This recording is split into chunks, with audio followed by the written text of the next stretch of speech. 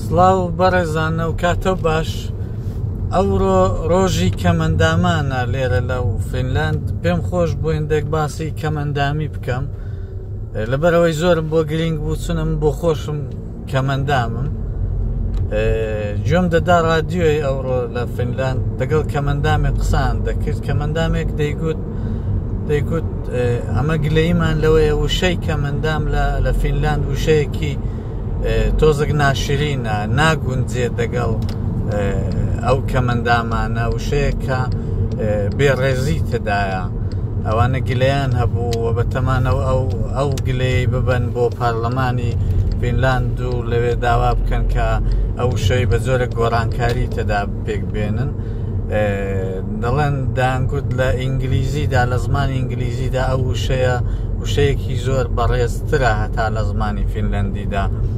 لە ئینگلیزیدا ئەمن تێنەگەیشتم وشەکە چ بوو، بەڵام گوتیان مەبەست کەلیمەکە مانای ئەوەی هەیە کە ئەو کەسە بخۆی هیچ تاوانی نییە دەوەیدا کەمەندامە، بەڵکو توش بووە، تووشی ئەو شتەی بووە، بەینی بەسەری هاتووە. جا لە واقعیەتیشدا وایە. ئەمن بۆ خۆم کە کەمەندامم دەستم سوتاوە کاتی خۆی بە منداڵی لە سەرەتای شۆڕشی گەلانی ئێران لە ڕۆژهەڵاتی کوردستان کە ڕووخاوە و حکوومەتی شای ڕووخاوە و حکوومەتی ئیسلامی بەداخەوە حکوومەتە خراپ و فاشیستە ئیسلامی کە هاتۆتە سەرکار. ئەمن ئەو کاتی لە تەندورێک کەوتم، ماڵمان لە دی بوو، لە گوندێکی شاری شنوێ بوو، لە تەندورێک کەوتم و هەردووک دەست و لایەکی دەم و چاو و سینگ و زگ و ئەوانم هەموو سووتا، بەڵام دەستم زۆر بە خراپی سووتا. ئەو دەستەی دیکەشم هەر ئەو جوورە 12 جار عەمەلی جەڕایی بۆ کرا،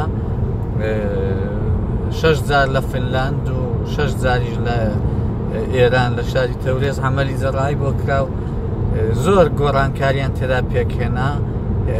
بۆ وێنە ئەو قامکەم ئەمن نەبوو، ئەو قامکە گەورەیە، یعنی ون ببوو دەبن گۆشتیدا، ئەوان بۆ دەرهێنامەوە زۆر شت کرا، بەڵام لە کۆتاییدا دەستم زۆر زەعیف بوو تا ئەو ڕادەی کە کارەکەی خۆم کرد لە فینلاند شۆفێری ئۆتۆبوس بووم لە دەستم دایدی، تازە چیتی پێم ناکرێت. ماشێنی عادی ینی ئەو ئۆتۆمبیلە عادیانم دەتوانم لێ بخڕم، ئەویش هەموو ماشێنێک نا دەبێ فەرمانەکەی واتە ئەو سوکانەی زۆر خۆش بێ یان زۆر نەرم بێ. بە هەر حاڵ ئەم بۆ خۆم لەسەر ئەو باوەڕەم کە وشەی ئەمن لە فینلەندیدا نازانم ئەو وشەی، ینی ئەگەر چی زمانی فینلەندی دەتوانم قسە پێ بکەم و خۆم متەرجمی ئەو زمانم، بەڵام ئەمن هەستم بەوەی نەکردو کە وشەیە بێڕێزی تێدا بێ، بەڵام ڕەنگە کەسێک کە زمانی شارەزایە و لە وڵاتەی بە کولتوری وڵاتەیش ئاشنایە ئەو بزانێ. وەلی ئەمن لەسەر ئەو باوەڕەم کە لە زمانی فارسی و لە وڵاتی ئێرانێ وشەکە بێڕێزی تێدا بوو بە نیسبەت کەسێکی کەمەندام، بۆیە زۆر خۆش نەبوو. ئەمن پێم جالب نەبوو.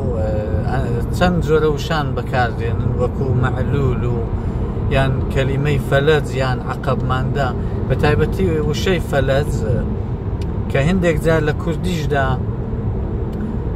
وشەی ئیفلیجی بەکاردێنن. ئەو وشەیەکی زۆر ناشرینە، لەباری ڕۆحێوە زۆر کاریگەری نەرێنی و منفی هەیە لەسەر دڵ و جەستەی ئەو کەسەی کە کەمەندامە.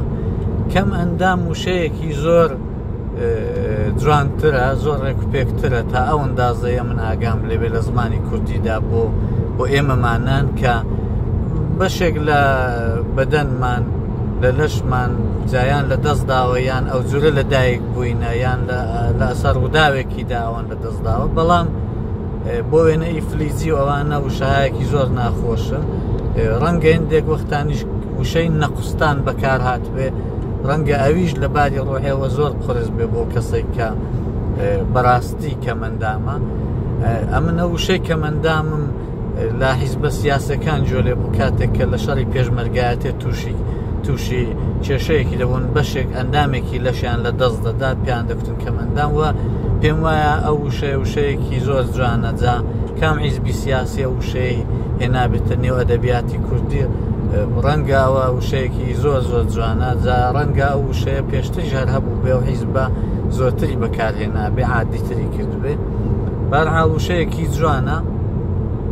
وەلی شتێکی دیکە کە پێم خۆش بوو باسی بکەم ئەوەیە کە زۆربەی ئێمە ئەو وشەی بە جوانی بەکار نابین. ئەگەر کەسێک لاقێکی جوولێکەیان دەستی یان چاوێکی یاوانێک ئەمە بە ناشێنی بۆ وێنەگە کەسەکە چاوێکی نییە یانە دووک چاوی نییە خەڵکێکی زۆر پێی ناڵەن کە مەندامە یا بینایی تەواو نیە یان لەباری بیناییەوە کە مەندامە یا کێشەی بینایی هەیە، بەڵکو وشەی ناشێنتر بەکار دەبن کە من حازر نیم بەکاری بێنم لەبەرەوەی کەم بخۆشم کە مەندام پێم خۆشە ڕێزی کە مەندامانی دیش بگرم.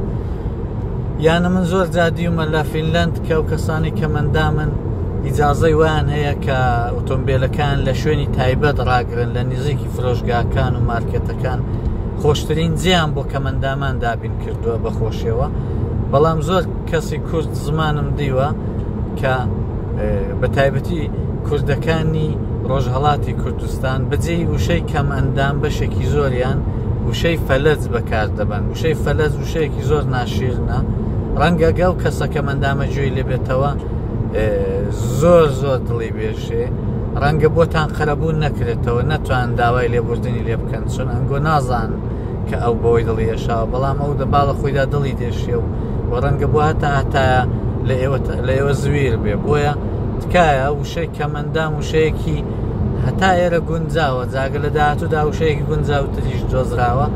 وشەی کە مەندام بەکار ببەن بەوەی کە دڵی ئەو کەمەندامانەش ڕابگرن. هیچ کەمەندامێک بە دڵخوازی خۆی نەبووە بە کەمەندام و بە دڵنیاییشەوە کێشەی زۆر دەبێت لە ژیانیدا و کێشەی زۆرە. ڕەنگە هیچ کەسش پێی خۆش نەبێ بەو ڕۆژێ گەیشتە و بە یارمەتی خەڵکی ئیشێک بکات. هیچ کەمەندامێک معمولەن پێی خۆش نییە خەڵک یارمەتی بدا بۆی کە ئاسان کاری بۆ بکرێ، بەڵکو پێی خۆشە منەتی لەسەر نەکرێ لە بۆ خۆی بتوانێت کارەکانی خۆی بەڕێوە بباجا. بۆیە مادام کە ئەوە دەسەڵاتی نەبووە یان لەدایک بووە ئەو جوورە لەدایک بووە یانەوەی کە تووشی ڕووداوێکی بۆ بە تایبەتی ئەو کەمەندامانی لە شەڕی کوردایەتیدا لە ئەندامێکیان لەدەستداوە، ئەوانە بەڕاستی دەبێت لەسەر سەر و لەسەر چاوماندا بنین چونکە بۆ نەتەوەیەک بەشێکی لە ئەندامانی لەش و بەشێک لە ژیان و دەکرێت بڵین بەشێک لە خەون و خەیاڵەکان و بەشێک لە هەموو ژیانیان لەدەستداوە. بۆیە ئەوانە دەبێت جێگای ڕێز بن بۆ ئێمە. ئەم بۆ خۆم پێم خۆشە جارێکی دیش لەسەر کەمەندامی قسە بکەم و ئەو ئەزمونەن تاڵ و ناخۆشانەی کە لە ئێران هەم بوو بۆتان باز دەکەم لە بەشێکی دیکەدا ڕۆژێکی دیکە پێتان دەڵم ئەمن کە دەستم ئەوە بوو لە ئێرانێت چوم داوای ئیجازەی ماشێن لێخوڕین و ئۆتۆمبیل لێخوڕینم کرد. چەندەم کێشە هەبوو بەڵام لەو فینلاندەی هیچ کێشەیەکم نەبوو. ئەمن وە کەسێکی ئاسایی سیر دەکرام، یارمەتیان کردم، توانیم ئیجازەی ماشێن لێخوڕینی وەرگرم، تەنانەت توانیم ئیجازەی ئۆتۆبوس واتە پاسی گەورە لێ وەرگرم. ئەو ساڵم ئەو ئیشەم 5 ساڵان کرد. جارێکی دی باسی ئەوەی دەکەم، بەڵام هیوادارم ئەو ڕۆژە ئەم پیرۆزبایی لە کەمەندامان دەکەم و هیوادارم دۆستانی بەڕێز و خۆشەویست کورد زمانان هاو نیشتمانان زۆرتر لە جاران ڕێزی کەمەندامان بگرن و ئەو وشانەی ناشیرنی دیکە بەکارنێن، بەڵکو وشەی کەمەندام پڕ بە پێستیتی ئەوەندەی ئەمن هەتایەرە بزانم. زۆر سپاس و ئێوارەیەکی خۆش بۆ هەموو لایەکتان.